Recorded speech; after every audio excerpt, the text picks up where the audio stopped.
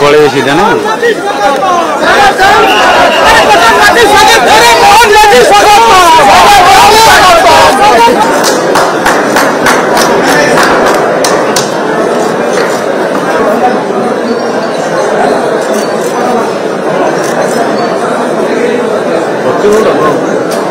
आज हूँ क्रांति दिवस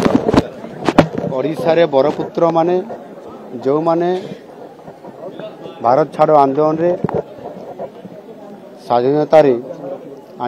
आनिया लड़ाई करते एवं आज से क्रांति दिवस जो पालन करा जाउछि माधव सिंह रो जो कथा कहले माधव सिंह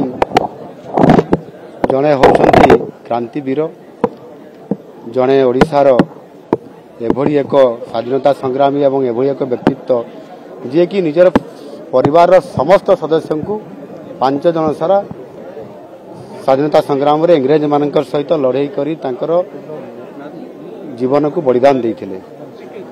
आ सेतिपई आज ये प्रजातंत्र खबर कागजर 77तम जन्मवार्षिकी उत्सवर सभा समारोह रे आज ये अतिथि हिसाब से जोग देवा अवसर रे जेते बड़े ओडियार अस्मिता कथा आसिला सरकार ओडिया अस्मिता को गुरुत्व देवा एवं जो क्रांतिवीर आज क्रांति दिवस अवसर में माधव सिंह कथा को उच्चारण करने अर्थ जे ओडिशार बरपुत्र मान को सम्मानित करने एवं सेमानंकर जीवन कहानी सहित ओडियार अस्मिता को रुधिमंत करने सहित ओडियार अस्मिता को संकटरू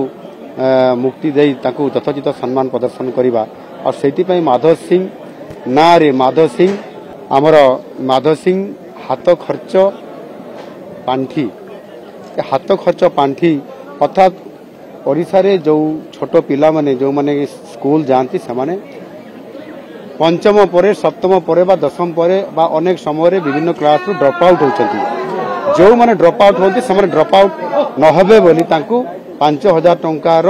से आर्थिक प्रोत्साहन देवा सहित से स्कूल रे जमिति से आसबे एवं से पाठ पढ़ारे मन देवे से एभली एक योजना करा जायछि जहाँकि आज दिन में तांकर स्मृतिचारण करने एवं माधव सिंह जड़े क्रांतिवीर थे ओडिशार बरगढ़ पश्चिम ओडिशार बरगढ़ जिलार घेस ग्राम जे कि 5 जन सारा परिवार बलिदान देते भारतर स्वाधीनता संग्राम लड़ाई।